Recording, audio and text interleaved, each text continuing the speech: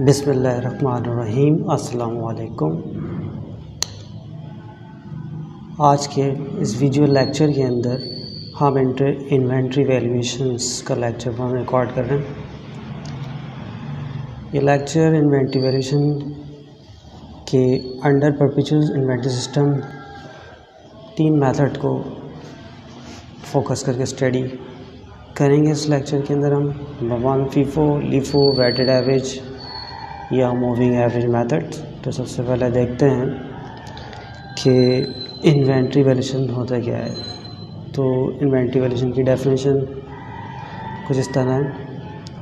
The valuations of the inventory at the end of the particular period is called inventory valuations. Inventory की value मालूम करना एक मखसूस period के अख्ताम पर इन्वेंट्री वैल्यूएशंस कहलाता है। Inventory are usually the largest current assets of the business.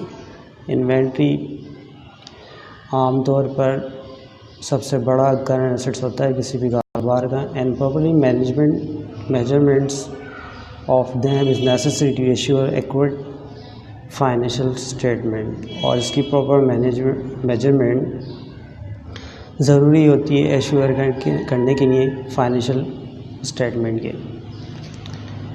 If inventory is not properly measured, अगर इन्वेंट्री को प्रॉपर्ली मेजर ना किया जाए तो expenses and revenue can not be properly match. तो बिज़नेस के एक्सपेंसेस और रेवेन्यू प्रॉपर्ली मैच नहीं होते एंड कंपनी कुल मेक पुअर बिजनेस डिसीजंस, और जिसकी वजह से कंपनी अपने फैसले गलत करती है। Inventory valuations allow you to evaluate your cost of goods sold. Inventory valuation की आपको अलाउ करती है कि आप एवुलेट करें उसकी बुनियाद पर कॉस्ट ऑफ गुड्स सोल्ड को, और फिर उसके बाद प्रॉफिटेबिलिटी को अल्टीमेटली आप डिटरमाइन कर लें। तो सिंपल से लफ्ज़ों में इन्वेंट्री वैल्यूएशंस हमारे लिए इसलिए ज़रूरी है कि किसी भी कारोबार की इन्वेंट्री की वैल्यूएशन इदारे को पता होना चाहिए। मतलब आपने कितनी रुपये मालियत की इन्वेंट्री ख़रीदी, परचेज़ करी, कितनी मालियत की इन्वेंट्री आपने सेल करी, और फाइनेंशियल पीरियड के अख्ताम पर या मंथ के अख्ताम पर आपके पास कितने रुपये मालियत की इन्वेंट्री मौजूद है। अगर कारोबार ज़्यादा परचेज़ कर लेता है, ज़रूरत से ज़्यादा, तो अभी उसके लिए फ़ायदेमंद नहीं है। और अगर कारोबार की cost of goods sold define करना हो तो उसके लिए भी हमें इन्वेंट्री की वैल्यूएशन पता होना चाहिए। तो इसलिए हम इस टॉपिक को बहुत अहमियत देते हैं। तो इन्वेंट्री वैल्यूएशंस के अंदर किसी भी इदारे की इन्वेंट्री को रिकॉर्ड करने के लिए 2 इन्वेंट्री के सिस्टम हम स्टडी करते हैं अकाउंटिंग के अंदर। इन्वेंट्री वैल्यूएशन रिकॉर्डिंग सिस्टम सबसे पहले, परपेचुअल इन्वेंट्री सिस्टम, और दूसरे नंबर पर पीरियोडिक इन्वेंट्री सिस्टम। तो ये 2 निज़ाम हैं जिसके तहत इन्वेंट्री की वैल्यूएशंस अकाउंटिंग के अंदर एनालाइज की जाती है। तो perpetual inventory system daily basis recording की बुनियाद पर रिकॉर्ड होता है। मतलब ऐसे आइटम, अगर कारोबार की मर्चेंडाइज ऐसे आइटम में बचता मिले जो पेरिशेबल हैं, जल्दी ख़राब हो जाते हैं, कल सड़ जाते हैं, तो उनके लिए बेहतरीन सिस्टम परपेचुअल इन्वेंट्री सिस्टम होता है, क्योंकि इसमें रिकॉर्डिंग डेली बेसिस पे होती है। तो बिजनेस डेली बेसिस पे अपने रिकॉर्ड को अपडेट करता रहता है। तो perpetual inventory system perishable items के लिए बेहतरीन निज़ाम है अकाउंटिंग इन्वेंट्री रिकॉर्ड करने के लिए। Number 2 periodic inventory system. इसके अंदर हम अकाउंटिंग की इन्वेंट्री को रिकॉर्ड करने के लिए वीकली और मंथली बेसिस पे रिकॉर्डिंग करते हैं। तो इन 2 निज़ामों के तहत इन्वेंट्री की वैल्यूएशंस होती है, परपेचुअल्स और पीरियोडिक। अब हर इदारे के लिए अपनी मखसूस कंडीशंस होती है जिसकी बुनियाद पर वो इन दोनों में से किसी एक निज़ाम को अडॉप्ट करता है इदारा। जो इदारे परपेचुअल को अपने लिए बेहतर समझते हैं तो वो अपनी अकाउंटिंग की इन्वेंट्री को रिकॉर्डिंग सिस्टम के तौर पर परपेचुअल सिस्टम पे चलाते हैं। वो इदारे जो पीरियोडिक सिस्टम को अपनी इन्वेंट्री वैल्यूएशन में बेहतर समझते हैं तो वो अपनी इन्वेंट्री के निज़ाम को पीरियोडिक सिस्टम पर चलाते हैं। अब आगे चल के इन्वेंट्री की वैल्यूशंस करने के लिए कुछ मेथड होते हैं जो इन्वेंट्री वैल्यूशंस जिन मेथड के ज़रिए कैलकुलेट की जाती है इन्वेंट्री को कैलकुलेट किया जाता है। तो इन्वेंट्री के वैल्यूशन के जो मेथड हैं वो सबसे पहले हमारे पास FIFO first in first out. इस मेथड के अंदर जो माल पहले आता है वो पहले बिकता है। Number 2 LIFO last in first out. इसमें जो इन्वेंट्री लास्ट में आती है वो पहले बिक जाती है, सेल हो जाती है। फिर इसके बाद वेटेड मूविंग एवरेज मेथड है। इसके नंबर 4 पे specific identification method, gross profit method, retail price method, LCM, lower cost और मार्केट मेथड। इस टॉपिक के अंदर पहले निज़ाम या परपेचुअल सिस्टम के तहत इन 3 मेथड को स्टडी करेंगे, फीफो, लीफो, वेटेड। यानी ये तीनों मेथड पहले हम परपेचुअल इन्वेंट्री सिस्टम के तहत स्टडी करेंगे, जो कि लेक्चर 1 के अंदर हम कम्प्लीटली डिफ़ाइन करेंगे। पहले फीफो, फिर लीफो और फिर उसके बाद वेटेड एवरेज को परपेचुअल सिस्टम के तहत लेक्चर 1 के अंदर हम रिकॉर्ड करेंगे। फिर उसके बाद इन्हीं तीनों मेथड को, FIFO, LIFO, weighted average method को हम पीरियोडिक सिस्टम के अंदर स्टडी करेंगे, जो कि हम लेक्चर 2 के अंदर देखेंगे और लेक्चर 2 में रिकॉर्ड करेंगे।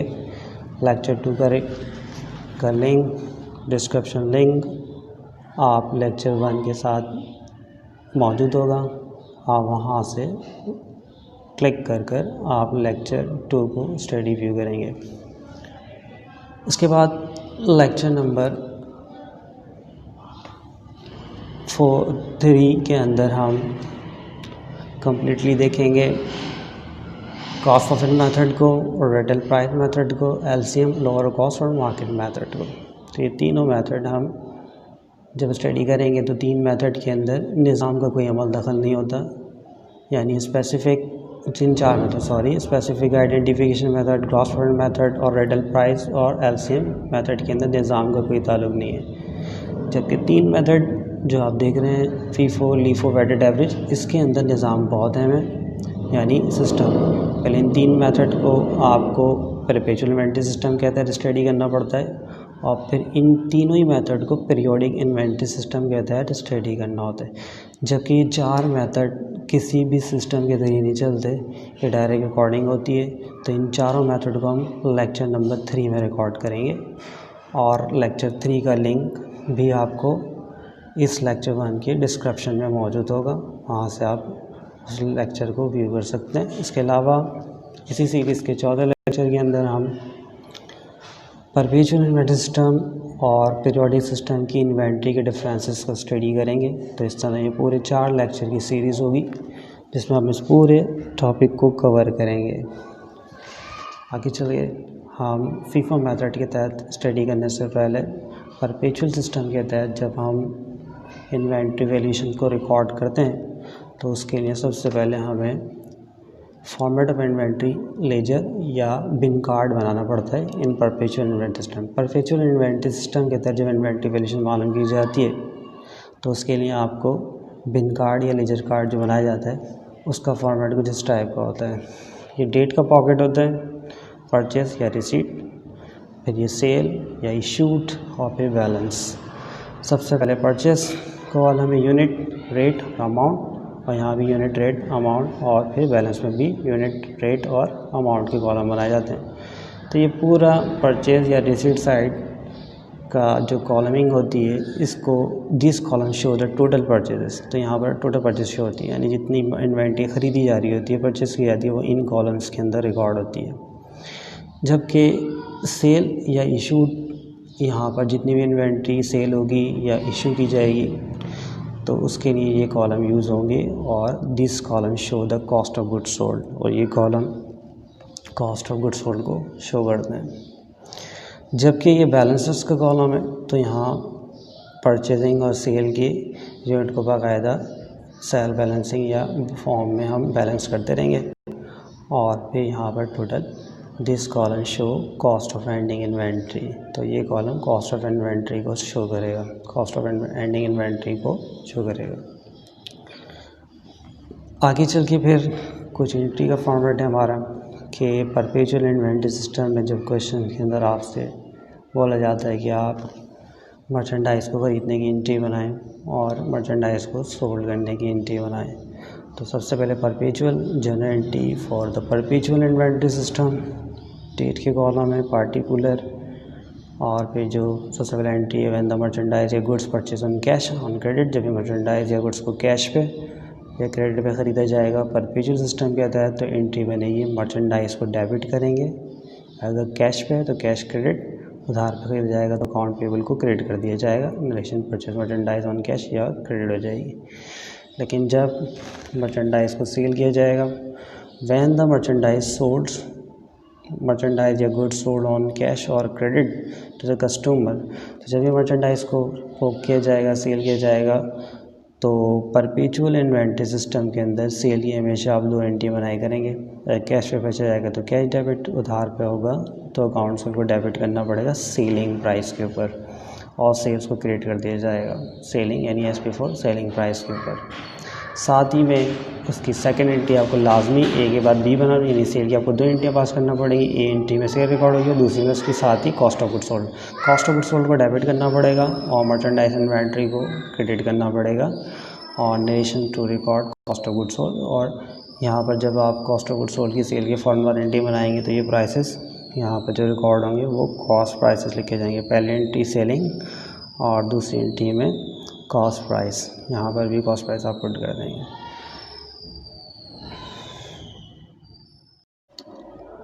तो अब हम first in first out method को परपेचुअल इन्वेंटरी सिस्टम के तहत एक एग्जाम्पल क्वेश्चन के तहत स्टडी करेंगे। ये question 1993 private UOK university of Karachi BCom part 1 के पेपर से अडॉप्टेड है। इस क्वेश्चन को पहले रीड करते हैं, फिर उसके बाद इसका सलूशन करेंगे फीफो मेथड के तहत परपेचुअल इन्वेंटरी के मुताबिक। Karim company use a perpetual inventory system, Karim company perpetual inventory system इस्तेमाल करती है। The record of the company show the following purchases transaction for the month January 1993। जनवरी 1993 के अंदर कंपनी की जो ट्रांसैक्शन है परचेजेस से रिलेटेड और सेल्स रिलेटेड, वो इस क्वेश्चन के अंदर हमें दिए हैं। तो सबसे पहले बिगनिंग इन्वेंट्री है कंपनी की 80 यूनिट्स हैं और 1 यूनिट यहाँ पर 15 रुपये का है।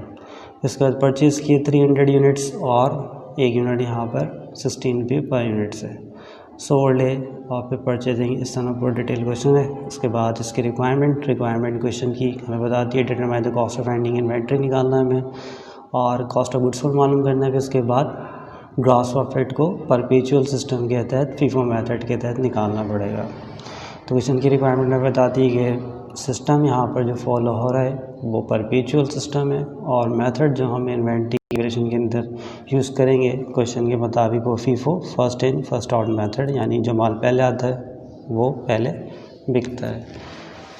यहाँ सवाल को समझने के लिए हम कह सकते हैं कि यूनिट्स में बहुत लोगों को कन्फ्यूजन होती है, यूनिट से क्या मतलब होता है। तो यूनिट किसी भी एक प्रोडक्ट का एक इकाई को कहते हैं। फॉर एग्ज़ाम्पल अगर ये कारोबार या बिज़नेस ऐसा है जो शैम्पू की बोतल्स वगैरह सेल करता है तो हम ये कह सकते हैं कि इस कंपनी के पास या इदारे के पास 80 शैम्पू की बोतल्स हैं और एक बोतल 15 रुपीज़ की है।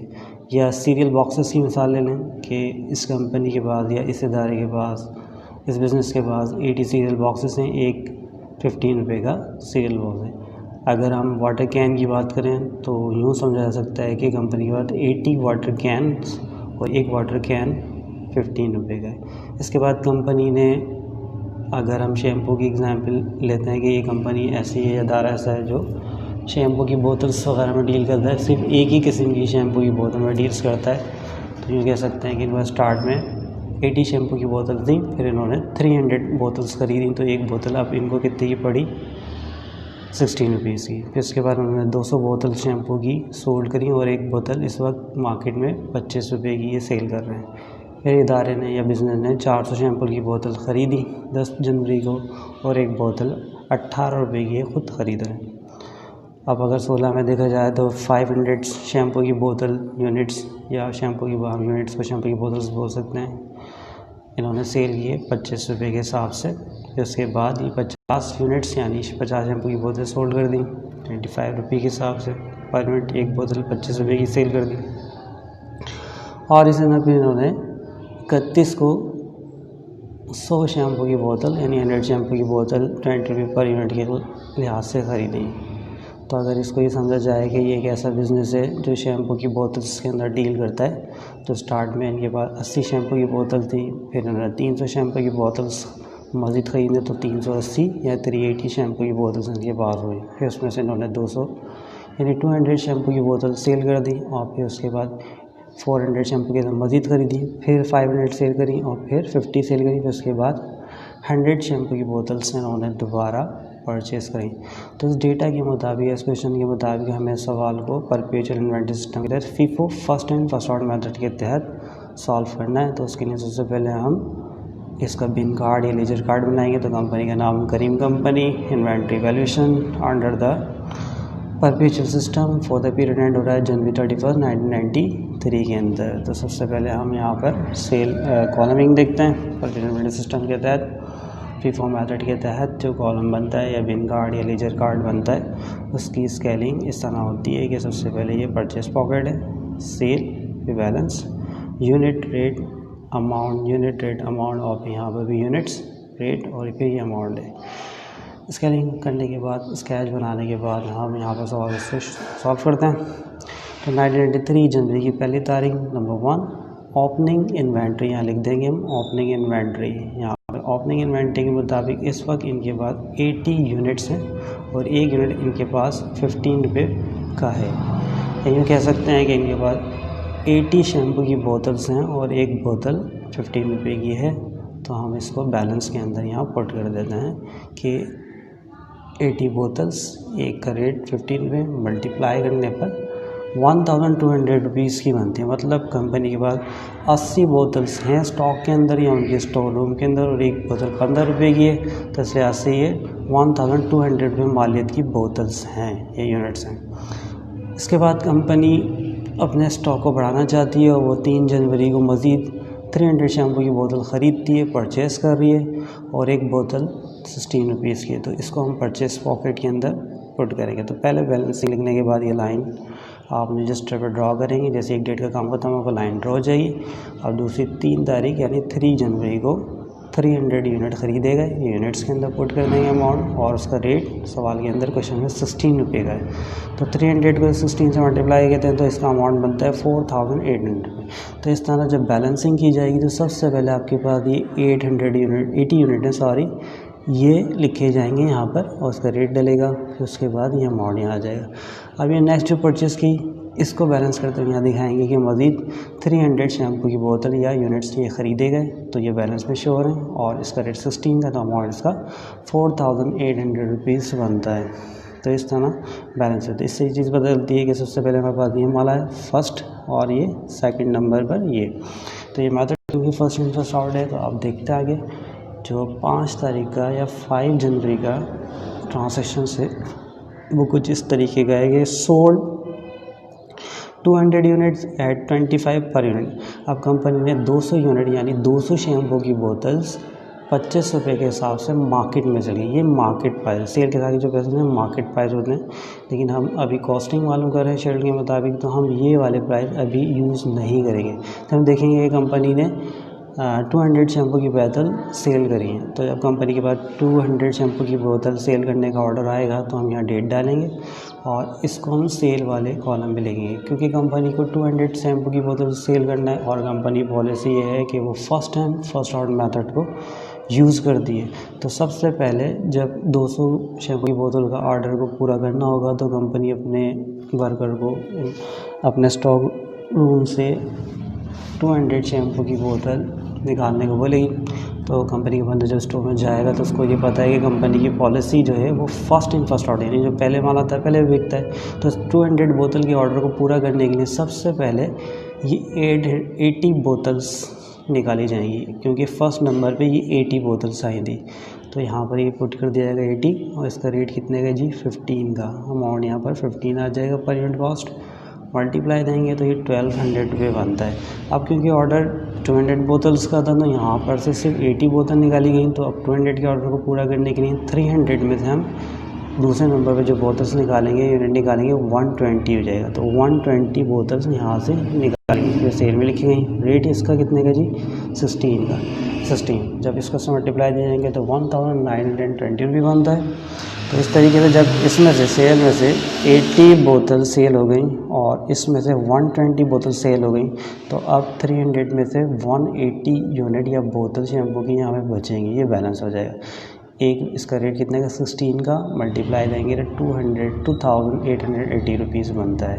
बैलेंसिंग करने के बाद फिर दोबारा सवाल पे आते हैं और देखते हैं कि 5 के बाद या 5 जनवरी के बाद 10 जनवरी को परचेज़ किया जा रहा है। कितने यूनिट में परचेज़ किया जा रहा है?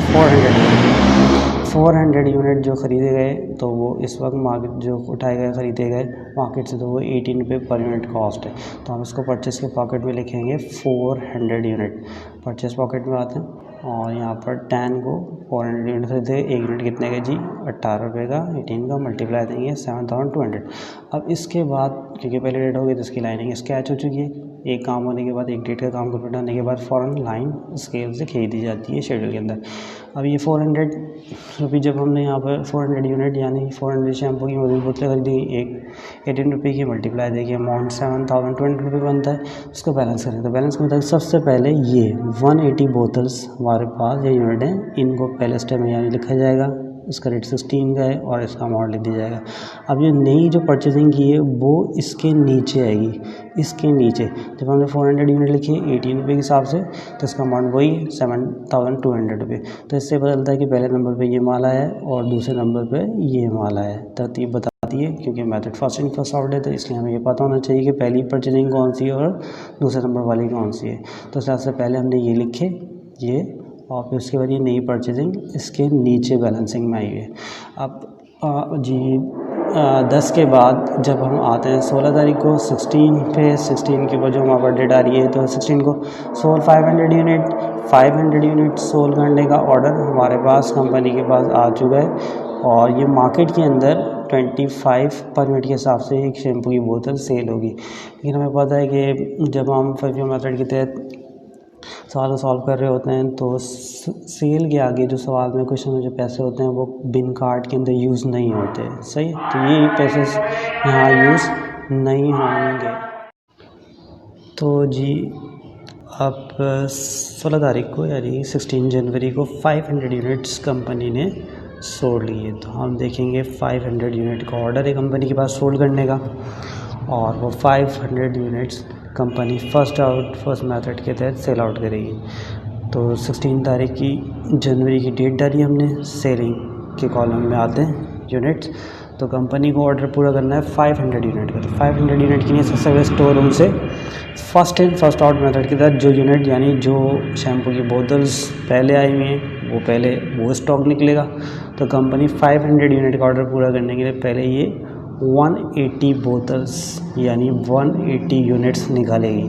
तो जब ये सेल में से ये पैकेट निकलेगा जिसमें 180 बोतल्स हैं फर्स्ट की, वो लिखा जाएगा। उसके प्राइस है 16 रुपये, हम मल्टीप्लाई देंगे तो 2880 रुपये बनते हैं। अब 180 यूनिट निकाले, ऑर्डर था 500 का, तो 180 निकालने के बाद 500 का ऑर्डर पूरा करने का के लिए 320 बोतल्स मज़ीद निकालना पड़ेगी कंपनी को। तो वो कंपनी अब ये सेकंड वाले स्टॉक से निकालेंगे, यानी इसमें से कितनी बोतल निकालना पड़ेंगी, यानी यूनिट निकालना पड़ेंगे 3320 यूनिट। तो 320 यूनिट इसमें से निकाले तो वो इधर लिखा जाएगा। इसका रेट कितने का जी? 18 का। 18 मल्टीप्लाई देंगे तो 5760 रुपीज़ बनता है। तो इस समय ये टोटल करने पे पूरे 500 यूनिट सोल्ड आउट कंपनी ने फर्स्ट इन फर्स्ट आउट में, यानी जो माल पहला है वो पहले बिकने के रूल के मुताबिक पूरा किया। अब ये बोतल्स पूरी सेल हो चुकी हैं, इसमें से 320 बोतल सेल हो चुकी हैं। तो 320 बोतल सेल होने के बाद इधर 400 में सिर्फ कितनी बोतल्स बचेंगी? 80 बोतल यानी 80 यूनिट्स बचे। इसका रेट 18 का मल्टीप्लाई देंगे तो 1400 रुपये बनता है। इसके बाद हम आते हैं 27 के ट्रांजेक्शन पर। 27 को फिर दोबारा से सेल हो रहा है। सेल कितने हो रहे हैं जी? यूनिट 50 यूनिट यानी 50 शैम्पू की बोतल बेचने का मज़ीद कंपनी को ऑर्डर आ चुका है और मार्केट के मुताबिक यानी अपने कस्टमर को वो एक बोतल 25 रुपीज़ की देंगे, क्योंकि जाहिर सी बात है जितनी की कंपनी खुद बनाती है ख़रीदती है उससे ज़्यादा पे बेचती है। तो लेकिन हमें ये याद रखना है कि बिन कार्ड या लेजर कार्ड के अंदर कभी भी सेलिंग प्राइस जो मार्केट में बिकने वाले प्राइस होते हैं, कस्टमर प्राइस होते हैं कंपनी के, वो रिकॉर्ड नहीं होते। तो कितने यूनिट हमें यहाँ पर सेल करना है?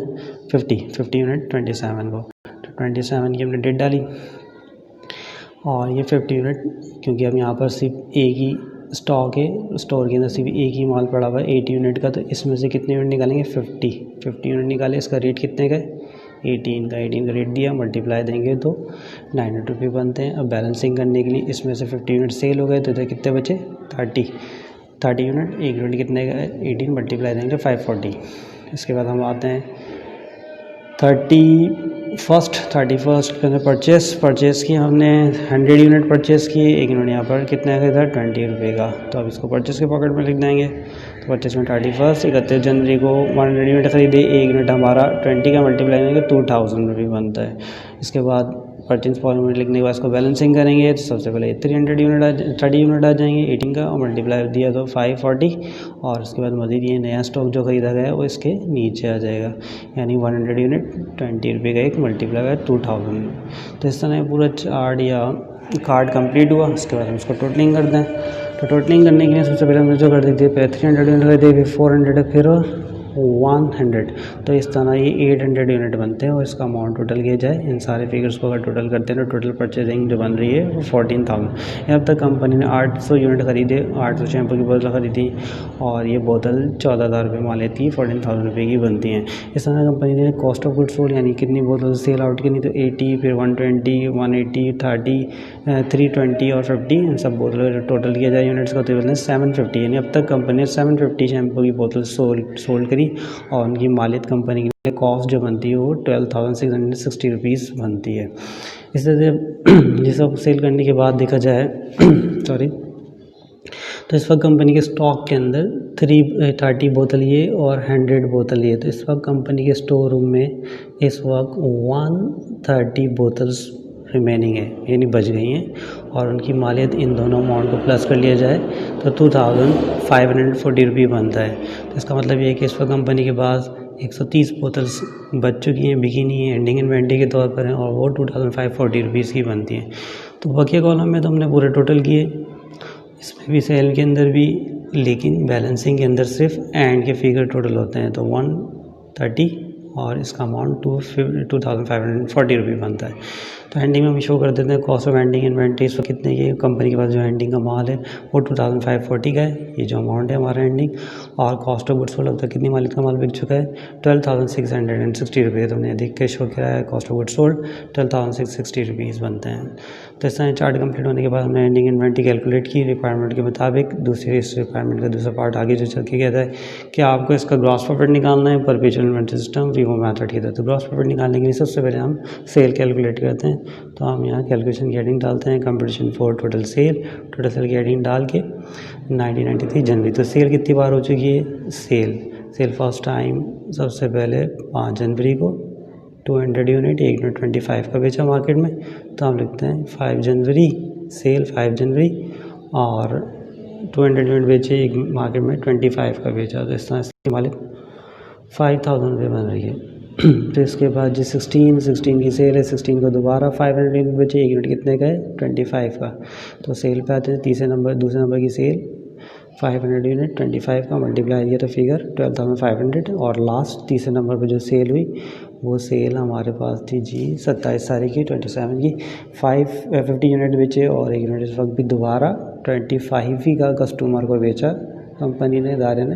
तो उसका अमाउंट जो बनता है मल्टीप्लाई देने पर 25 से तो 12,500 रुपये। अब तीनों फिगर्स को जमा करते हैं तो टोटल आता है 18,700। यानी अब तक कंपनी 3 दफ़ा सेल कर चुकी है, और तीनों को जब आप जमा करते हैं तो ये 750 यूनिट बनते हैं, और उनका अमाउंट होता है 18,750। यानी कंपनी ने जो मार्केट में अपने कस्टमर को शैम्पू की 750 बोतल सेल की वो 18,750 रुपये में सेल की, और ख़ुद ये कंपनी के लिए कॉस्टिंग के लिहाज से कितने की बोतल सी इनकी वालिद 12,650 रुपी। तो इस तरह अगर हमें इसका ग्रॉस प्रॉफिट मालूम करना हो तो कंपटीशन फॉर ग्रॉस प्रॉफिट की हेडिंग डालेंगे, टोटल सेल जो हमने कैलकुलेट की, जो टोटल जो हम यहाँ निकाल चुके हैं उसका टोटल लेंगे 18,750। ये टोटल सेल के अंदर यहाँ लिख दिया जाएगा 18,750। आप ये जो 18,750 रुपये की जो हमने सेल की है बोतल शैम्पू की, वो ख़ुद हमने जो ख़रीदी थी कितने की ख़रीदी है जी, 12,660 रुपये की जो कॉस्ट ऑफ गुड्स सोल्ड के पॉकेट से अमाउंट लिया था। तो हम इसमें से इसको माइनस कर देंगे, cost of goods sold 12,660 rupees. तो मतलब जाहिर सी बात है जितने की कंपनी को चीज़ खुद ख़रीदती है इन्होंने कंपनी की ये कीमत ख़रीद कॉस्टिंग है, यानी ये 750 शैम्पू की बोतल कंपनी ने खुद 12,660 रुपये में ख़रीदी और इसे मार्केट में 18,750 में सेल किया। तो माइनस करने में डिफरेंस आता है 6,090 रुपये। तो इस तरह का ग्रॉस प्रॉफिट कंपनी का कितना होगा, 6,090 रुपये का कंपनी का ग्रॉस प्रॉफिट हुआ। तो हमने दोनों रिक्वायरमेंट सवाल की पूरी की। सबसे पहले cost of goods, cost of ending inventory निकाली और फिर कॉस्ट ऑफ गुड्स सोल्ड निकाली। तो ये रिक्वायरमेंट के मुताबिक कॉस्ट ऑफ एंडिंग इन्वेंट्री और फिर cost of goods sold FIFO method के तहत। इसके बाद ग्रॉस प्रॉफिट, तो ग्रॉस प्रॉफिट फीफो मेथड के तहत निकालने के लिए हमने सबसे पहले टोटल सेल मालूम करी और टोटल सेल जो यहाँ कैलकुलेट की हमने, और उसके बाद ग्रॉस प्रॉफिट निकालने के लिए कॉस्ट ऑफ गुड्स सोल्ड में से टोटल सेल में से कॉस्ट ऑफ गुड्स सोल्ड को माइनस करके ग्रॉस प्रॉफिट बताया।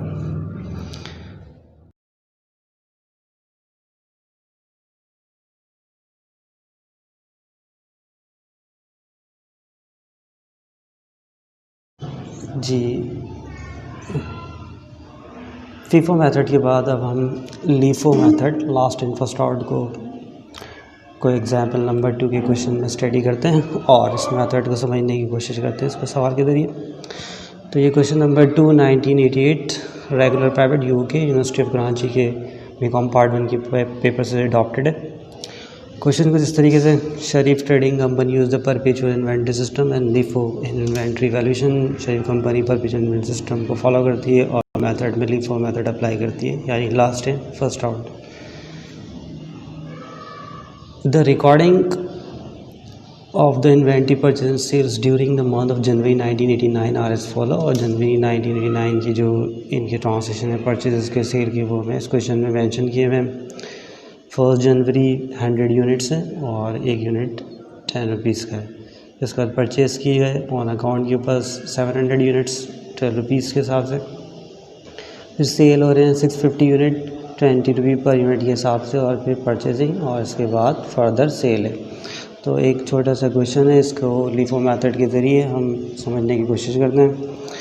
रिक्वायरमेंट कहती है गिव द डेटेड एंट्री, आपको एंट्री भी बनाना है डेटेड में, परचेजेस की, कॉस्ट ऑफ गुड्स सोल्ड की और sale price of the merchandise की, शो योर कंपटीशन। यानी सवाल को पहले आपको लीफो मेथड से सॉल्व करना पड़ेगा बिन कार्ड बना के, और फिर उसके बाद इसकी एंट्रीज भी बनाना पड़ेंगी। तो लीफो मेथड के अंदर हम last in first out follow करते हैं, मतलब जो इन्वेंट्री लास्ट में आती है वो पहले सेल हो जाती है। और इस क्वेश्चन को ज़रा हम समझने के लिए सपोज कर लेते हैं, जैसे कि हमने एग्जाम्पल नंबर 1 में भी किया था। तो हम इस सवाल को ये समझते हैं कि जैसे ये एक ऐसा बिज़नेस है जो एक ही किस्म के शैम्पू में डील्स करता है। तो हम ये कह सकते हैं इस सवाल के अंदर इस वक्त इस बिज़नेस के पास जनवरी की 1 तारीख को 100 यूनिट यानी 100 शैम्पू की बोतल्स हैं और एक बोतल इन्होंने 10 रुपये की परचेज़ की हुई है। फिर उसके बाद इन्होंने 15 जनवरी को 700 शैम्पू की बोतल यानी यूनिट्स ख़रीदे 12 रुपये के हिसाब से। तो इस तरह इनके बाद 800 शैम्पू की बोतल इनके स्टोर रूम में हो गई जहाँ ये माल रखते हैं। फिर उन्होंने 650 शैम्पू की बोतल सेल करने का ऑर्डर आया तो उन्होंने भेज दी मार्केट के हिसाब से, यानी कस्टमर प्राइस इनके 20 रुपीज़ हैं। फिर ये परचेज़ 500 फर्दर ख़रीदे और फिर ये सेल किए। तो इस मेथड को हम सॉल्व करते हैं इस क्वेश्चन को। तो जी सबसे पहले वही हमें बिन लेजर या लेजर कार्ड बनाना पड़ेगा या बिन कार्ड बनाना पड़ेगा। तो कंपनी का नाम शेफ trading company, inventory valuation under the LIFO purchase system for the period end January 31, 1989। और जैसा कि पहले सवाल के अंदर फीफो मेथड में भी हमने बिन कार्ड बनाया था, तो लीफो मेथड में परचेज सिस्टम के तहत अब भी हम बिन कार्ड या लेजर कार्ड इन्वेंट्री का बना रहे हैं। तो उसका तरीक़ेकार कुछ इसी तरीके से, डेट का कॉलम है, ये परचेजिंग, सेल और ये बैलेंस, और फिर unit rate amount, unit rate amount, unit rate और अमाउंट।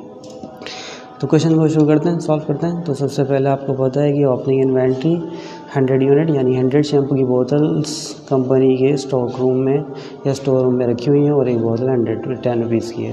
तो सबसे पहले हम यहाँ पर 1989 जनवरी की 5 तारीख ओपनिंग इन्वेंट्री लिखकर बैलेंस के अंदर दिखाएंगे 100 यूनिट यानी 100 शैम्पू की बोतल स्टोर रूम में मौजूद हैं 10 रुपये के हिसाब से। जिस तरह उनकी मालियत या वैल्यू बनती है 1000 रुपये। तो इस वक्त कंपनी के स्टोर रूम में शैम्पू की बोतल, जैसे हमने कहा इस कारोबार को हम ये सपोज कर रहे हैं कि ये सब शैम्पू की बोतल को डील करता है, तो हम कह सकते हैं कि इस वक्त 100 शैम्पू की बोतल्स हैं और एक बोतल 10 रुपये की, तो 1000 रुपये की ओपनिंग इन्वेंट्री स्टोर रूम में रखी हुई है।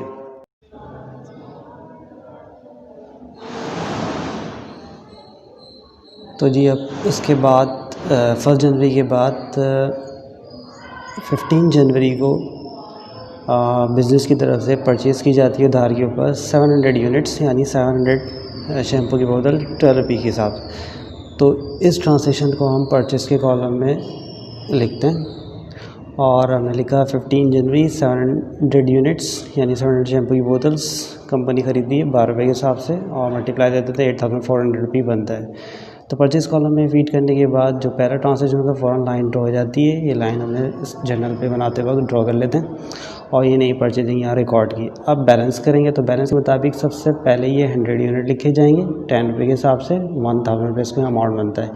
और सेकंड नंबर पर ये 700 यूनिट जो दूसरे नंबर पे आए वो बैलेंस में यहाँ लिख दिए जाएंगे उनकी डिटेल 712 रुपये के हिसाब से और अमाउंट बनता है 8400। उसके बाद जैसे ये पूरा बैलेंस होता है तो ये स्केल से लाइन जर्नल पर ड्रॉ कर दी जाती है। तो इससे ये बात मेंशन होती है कि सबसे पहले हमारे पास ये स्टॉक है 100 यूनिट यानी 100 शैम्पू की बोतल और सेकंड नंबर पर ये यानी फर्स्ट ये वाले यूनिट यानी ये शैम्पू की बोतल हैं और लास्ट में ये जो आई हैं वो ये हैं। तो फर्स्ट और फिर ये सेकंड या फर्स्ट और ये लास्ट।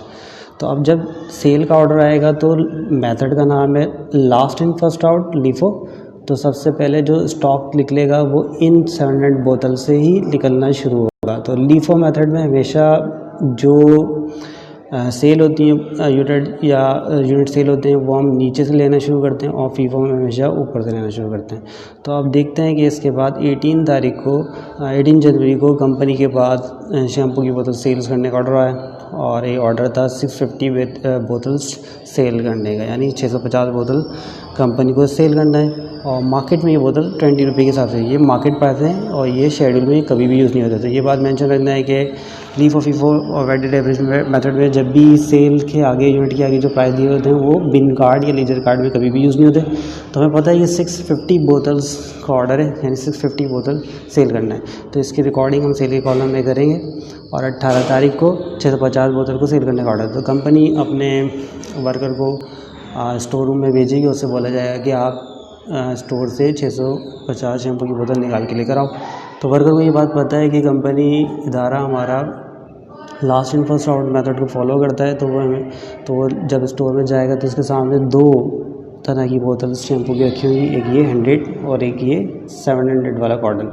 तो आप देखेंगे कि क्योंकि last in first out method follow करती है तो वो लास्ट में आया हुआ माल पहले सेल होता है। इस बात को जहन में रखते हुए वो 650 जो बोतल निकालेगा वो यहाँ से निकालेगा, कौन सी वाली 12 रुपये वाली। तो सेल के अंदर 650 बोतल 650 बोतल यहाँ लिखी जाएंगी। इनका रेट कितने है 12 रुपये का।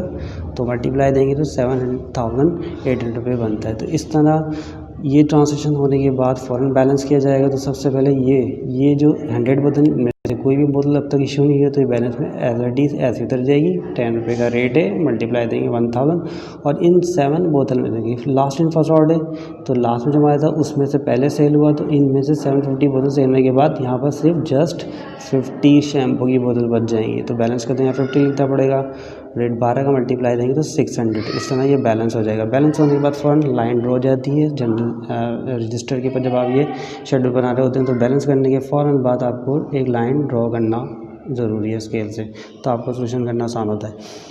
इसके बाद 20 को परचेज़ फिर किया जा रहा है। फिर कितने यूनिट किए जा रहे हैं जी 500 यूनिट किए जा रहे हैं यानी 500 शैम्पू की बोतल ख़रीदी जा रही है और 13 रुपये के हिसाब से परचेजिंग प्राइस है, होल सेलर प्राइस है।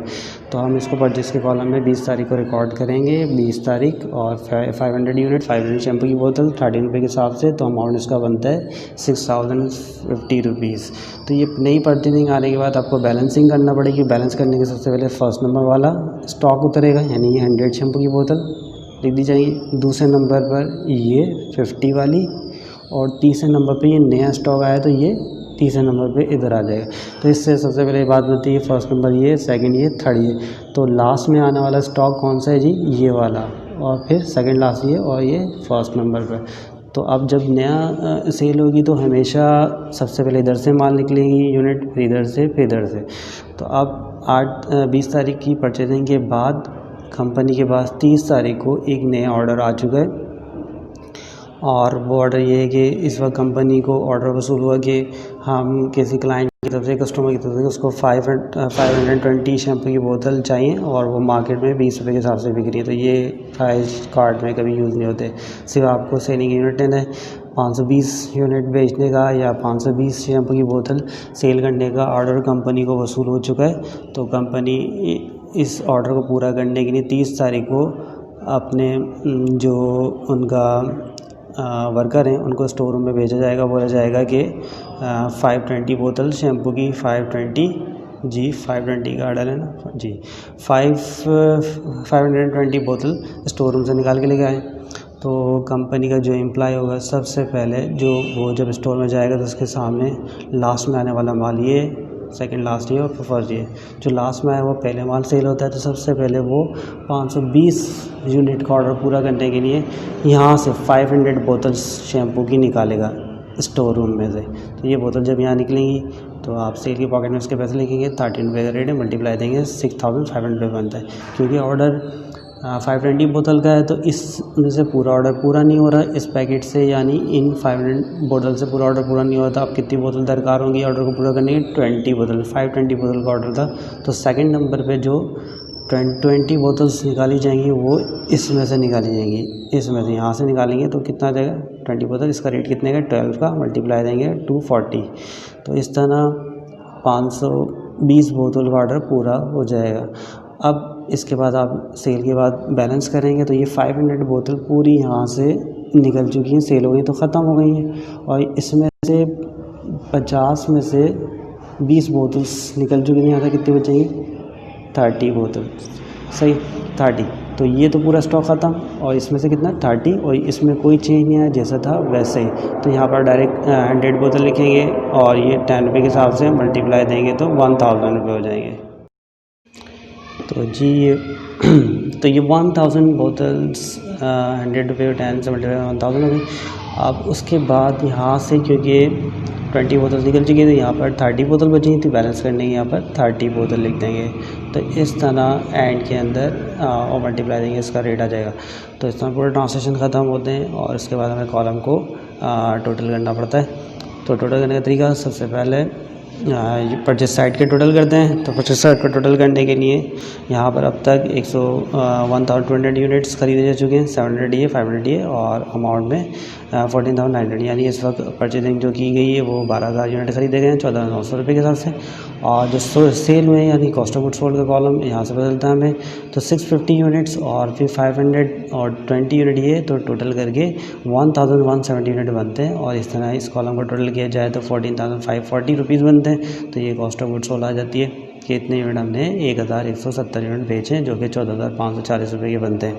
इसके बाद एंडिंग इन्वेंट्री मालूम की थी, सब कुछ सेल वगैरह होने के बाद, परचेज होने के बाद एंड में इस वक्त स्टोर रूम में 100 यूनिट ये और 30 यूनिट ये, कुल मिला के 130 यूनिट बचे हुए, और जिनकी मालियत 1000 ये 360 ये, तो 1360, यानी एंड में स्टोर रूम में इस वक्त जनवरी की 31 तारीख को एंडिंग इन्वेंट्री 1600 रुपये की है। तो हम यहाँ शो करके दिखाते हैं कॉस्ट ऑफ एंडिंग इन्वेंट्री 1360 रुपये, जो अमाउंट यहाँ से हमने लिया। और जो माल बेचा है वो 1170 यूनिट जो सोल्ड किए, तो उसकी कॉस्ट ऑफ गुड्स सोल्ड 14,540 बनती है। तो cost of goods sold 14,540 rupees यहाँ हम मेंशन कर रहे हैं।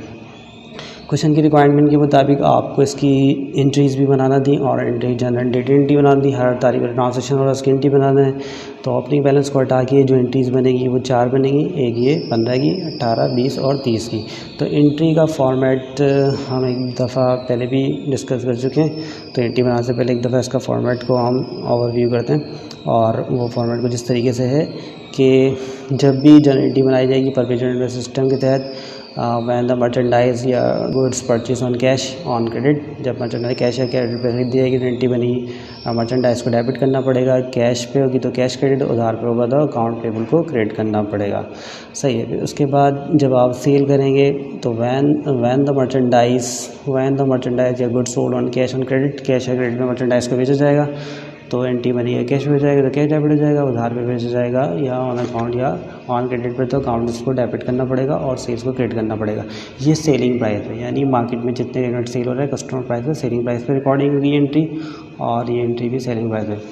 तो जब भी सेल होगी इसकी हमेशा 2 एंट्री पास होती है परचेज सिस्टम में। ए एंट्री में आपको सेल को रिकॉर्ड करना पड़ता है और बी एंट्री साथ के साथ कॉस्ट ऑफ गुड्स सोल्ड को रिकॉर्ड करना पड़ता है। Cost of goods sold debit होगी और मर्चेंडाइज क्रेडिट करना पड़ेगा, ये कॉस्ट प्राइस पर रिकॉर्ड होगी। तो ये बात ध्यान में रखना है। परपेचुअल इन्वेंट्री सिस्टम के अंदर हमेशा सेल की 2 एंट्रियाँ पास करना पड़ती हैं, एक तो सेल की और उसके साथ ही कॉस्ट ऑफ गुड्स सोल्ड की। जितनी बार भी सेल होगी उतनी बार आपको कॉस्ट ऑफ गुड्स सोल्ड की एंट्री बनाना पड़ेगी।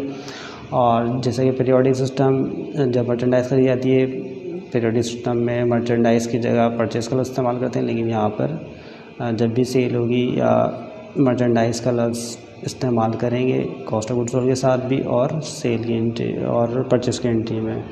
तो बाकी लेक्चर 4 के अंदर हम इन एंट्री को दोबारा पीरियोडिक और परपेचुअल की डिटेल में पढ़ेंगे तो उस वक्त ज़्यादा बेहतर आपको समझ में आएगा। अभी हम एंट्रीज बनाते हैं, तो ये ध्यान में रखना है, परचेज़ की 1 एंट्री और सेल की हमेशा 2 एंट्रियाँ बनाना पड़ेंगी। तो ये पैटर्न अगर ध्यान में रखें या इसका स्क्रीनशॉट लें तो समझने में आसानी होगी। चलें क्वेश्चन पे आते हैं। हाँ जी सही। आप क्वेश्चन के मुताबिक इसकी एंट्रीज़ बनानी है। तो सबसे पहले परचेज़ की 15 तारीख की परचेज़ ऑन अकाउंट उधार पर खरीदी जा रही है, परचेजिंग हो रही है तो एंट्री बन जाएगी मर्चेंडाइज डेबिट और अकाउंट पेबल क्रेडिट।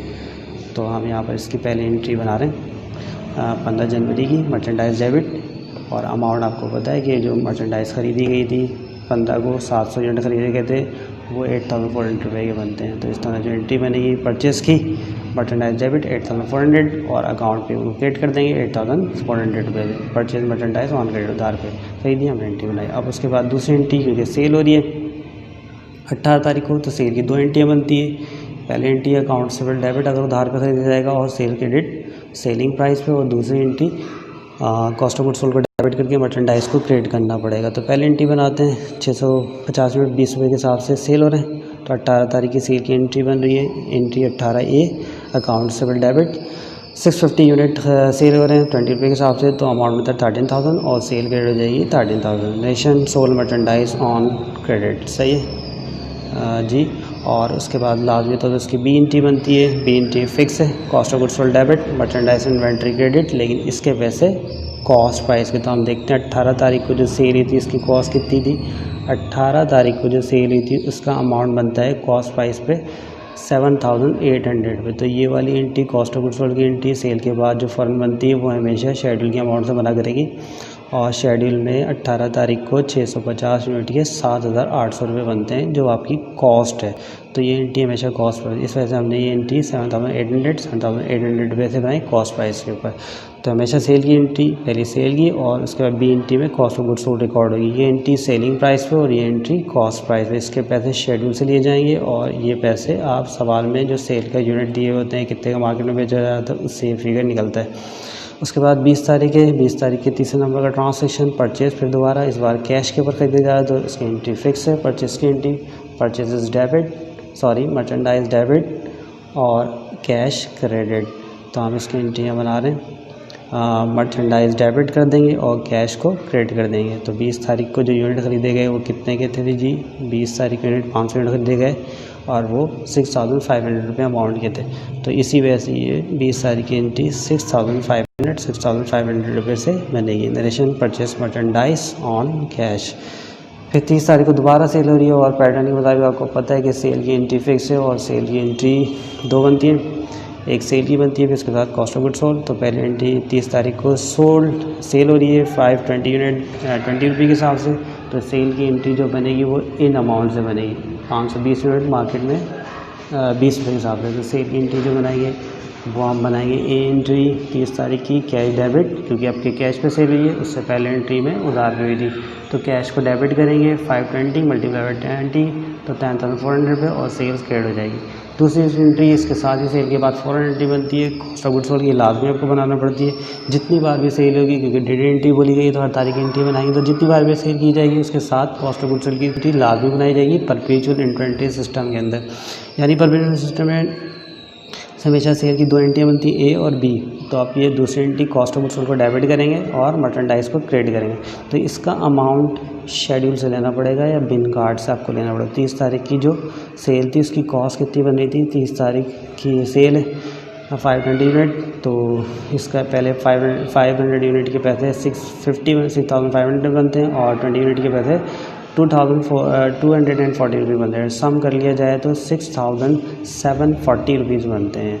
तो इसी वजह से इन दोनों अमाउंट को टोटल करके हम इसकी कॉस्ट ऑफ, क्योंकि ये column cost of goods sold को रिप्रेजेंट करता है, कॉस्ट ऑफ गुड्स सोल्ड का टोटल। तो इस डेट की कॉस्ट ऑफ गुड्स सोल्ड जो है वो 6,740 रुपये है।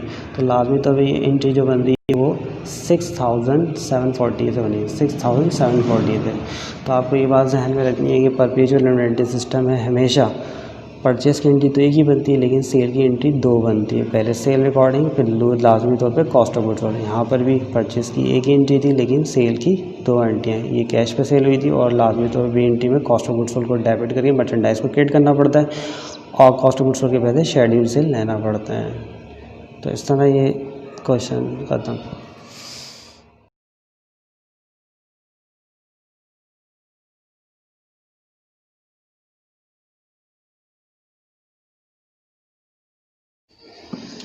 फीफो मेथड एग्जाम्पल नंबर 1 में स्टडी करने के बाद फिर हमने एग्जाम्पल नंबर 2 के अंदर लीफो मेथड को स्टडी किया और अब इसी परपेचुअल सिस्टम के तहत हम weighted average moving average method को एग्जाम्पल नंबर 3 के अंदर स्टडी करेंगे। और ये question 2009 regular UK university of Karachi BCom part 1 के पेपर से अडॉप्टेड है। तो पहले सवाल को रीड करते हैं। सवाल के मुताबिक फरवरी की 1 तारीख सन 2008 with company at inventory of a commodity 150 unit at the rate 15 रुपये during the February his transaction as follow. तो जी आगे साहब के पास ओपनिंग इन्वेंट्री के तौर पर 150 यूनिट 150 यूनिट मौजूद है और 1 यूनिट इनके पास 15 रुपये का। जिस तरह हम तमाम एग्जाम्पल के अंदर ये बात सपोज करते आ रहे हैं कि ये यूनिट से मुराद आप यूँ समझ लें कि ये ऐसा कारोबार है जो शैम्पू की बोतल्स में डील करता है।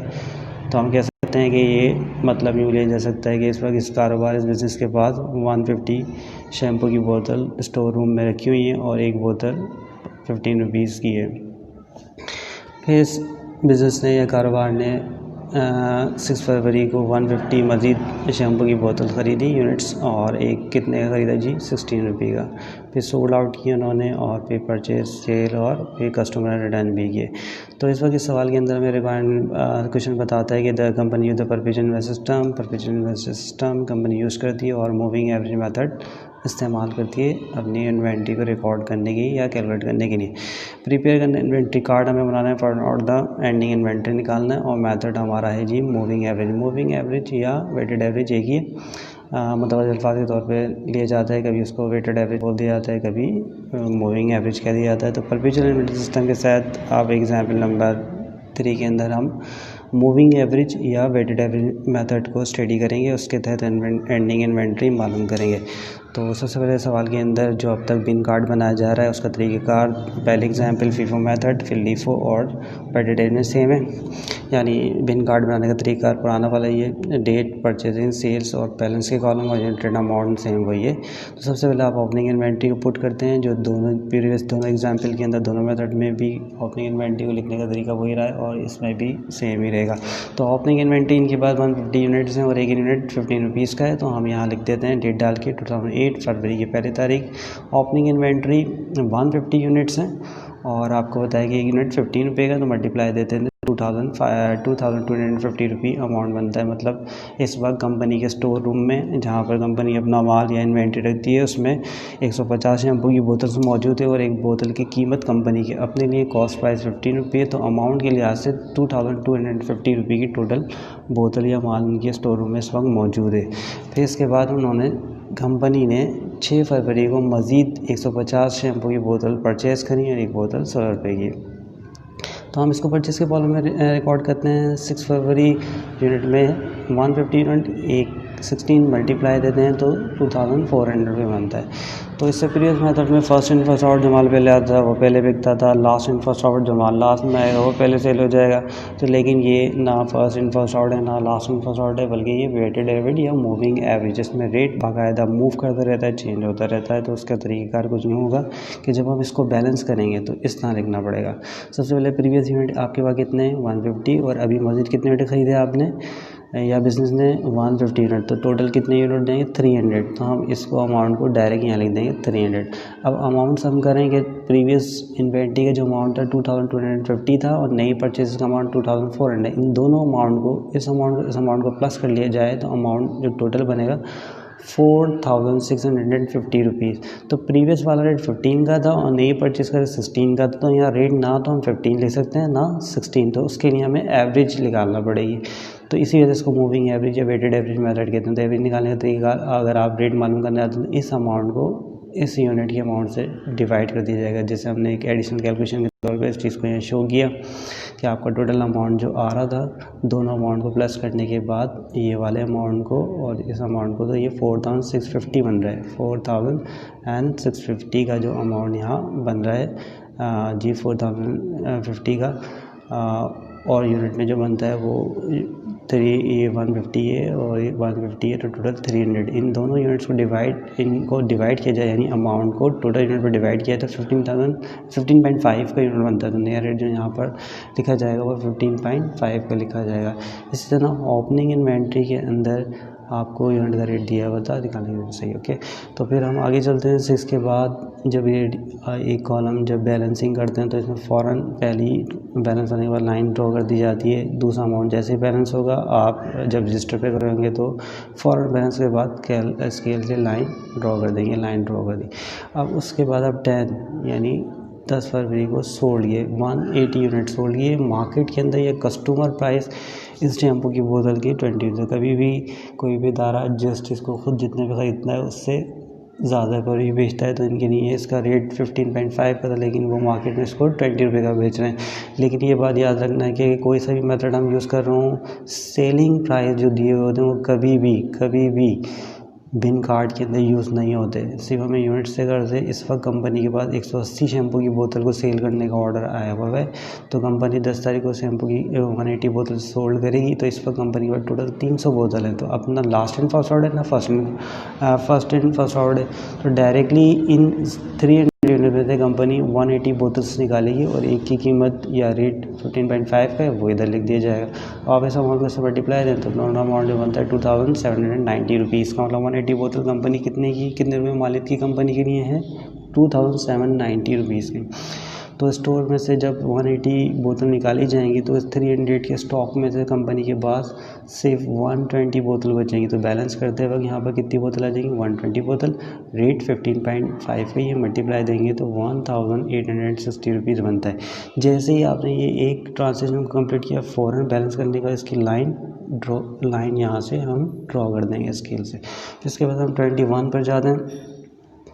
21 पे परचेज़ 150 यूनिट 17 रुपये। दोबारा कंपनी ने अपने स्टॉक को बढ़ाने के लिए ख़रीदारी की, शमादी शैम्पू की बोतल ख़रीदी तो 150 बोतल ख़रीद रहे हैं 70 रुपये के हिसाब से। तो ये आप 21 तारीख को यहाँ पर 150 बोतल्स यूनिट में लिखेंगे, एक का रेट 15 का, मल्टीप्लाई देंगे तो 2550 रुपीज़ बनता है। अब फ़ौरन आपको बैलेंस करना पड़ेगा। तो बैलेंस करने का तरीक़ेकार, स्टार्ट की यूनिट आपके पास जो थे वो पहले से मौजूद थे सेल करने के बाद 120 और आप नए यूनिट 150 ख़रीदे।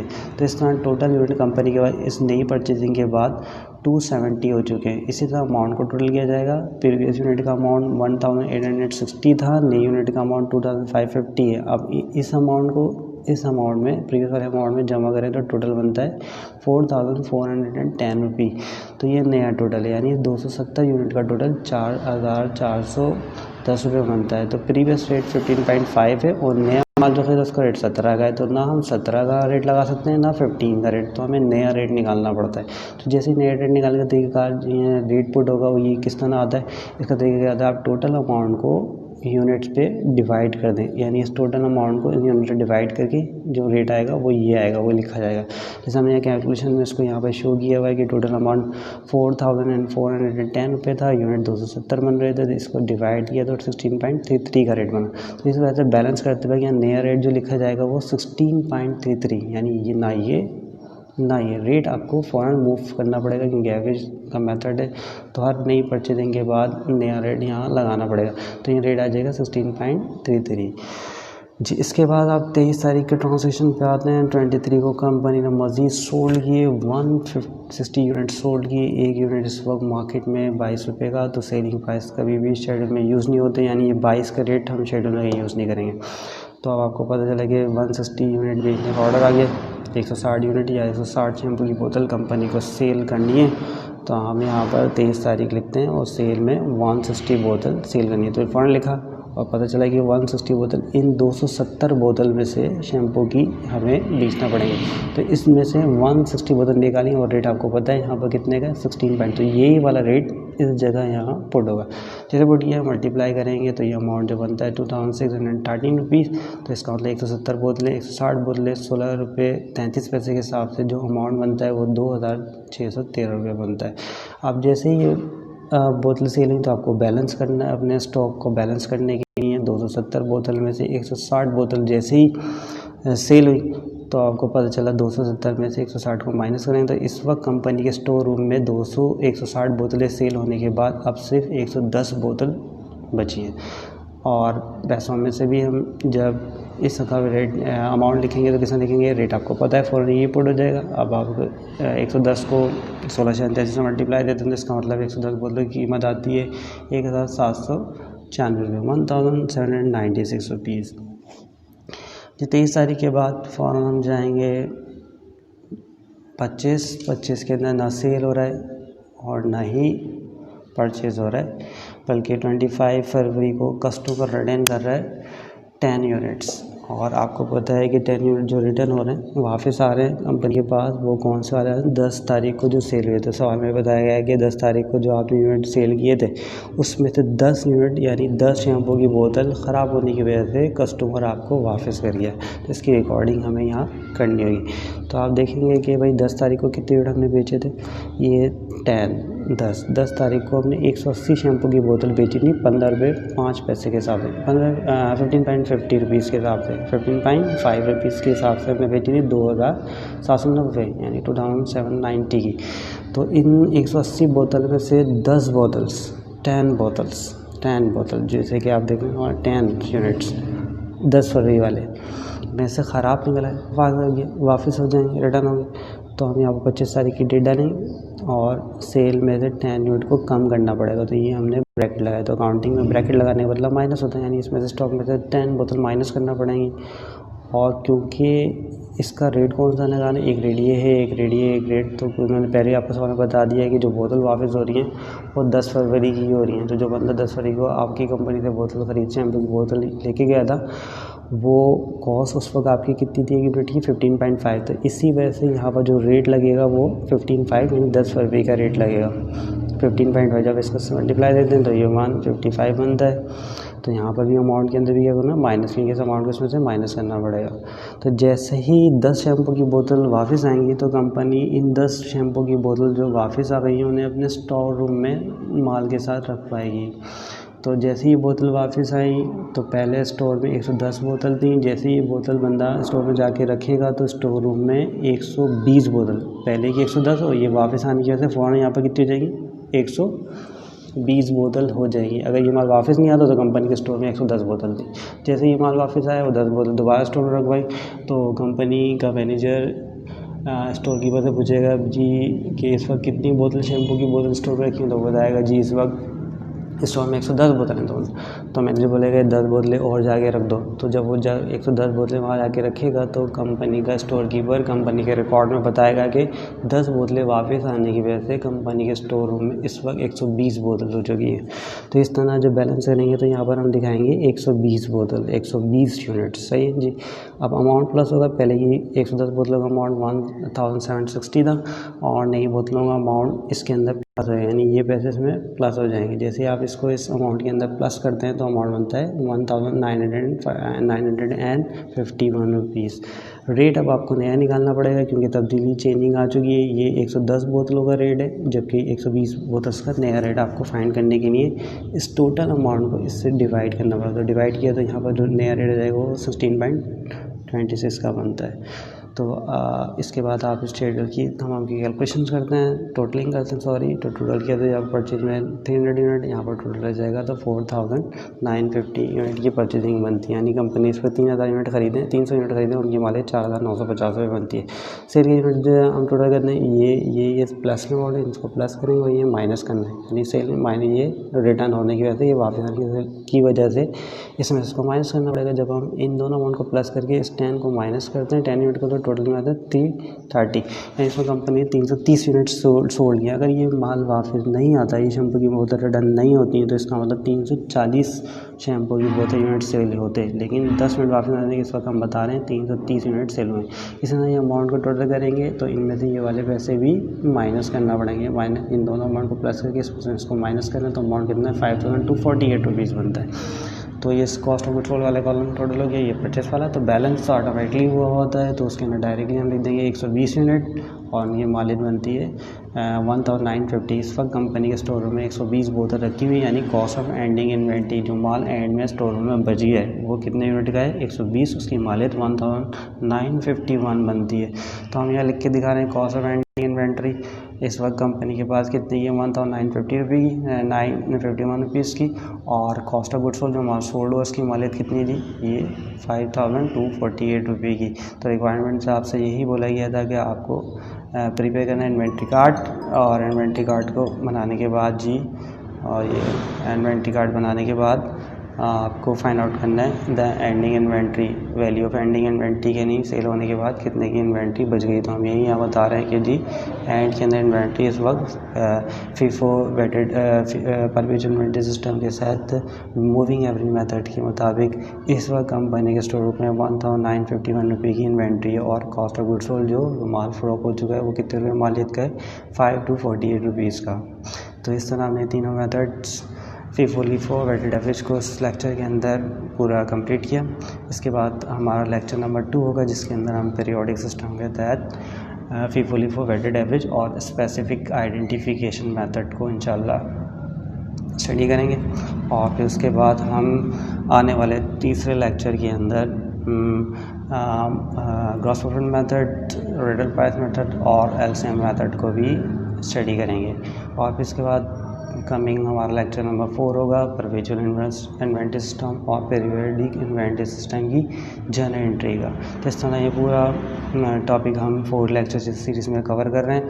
तमाम लेक्चर के लिंक्स डिस्क्रिप्शन के अंदर मौजूद हैं, आप तमाम लेक्चर को 1 बाय 1 वहाँ से वॉच आउट कर सकते हैं।